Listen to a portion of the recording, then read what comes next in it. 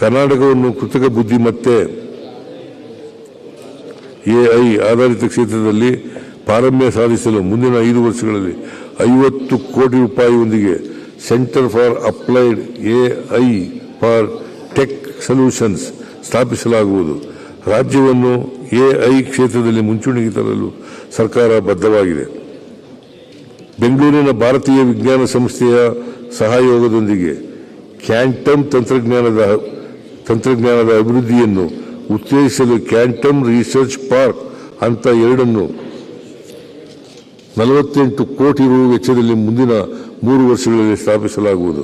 ಕರ್ನಾಟಕ ಜೈವಿಕ ತಂತ್ರಜ್ಞಾನ ನೀತಿ 2024-29 ಎಂಎಸ್ಎಂಇ ಮತ್ತು ಉದ್ಯಮ ವಿಭಾಗದಲ್ಲಿ 1,500 ಕೋಟಿ ರು ಹೂಡಿಕೆಯನ್ನು ಆಕರ್ಷಿಸುವ ಉದ್ದೇಶ ಹೊಂದಲಾಗಿದ್ದು 220 ಕೋಟಿ ರೂಪಾಯಿ ಪ್ರೋತ್ಸಾಹದ ಮೂಲಕ ಜಾರಿಗೆ ತರಲಾಗುವುದು.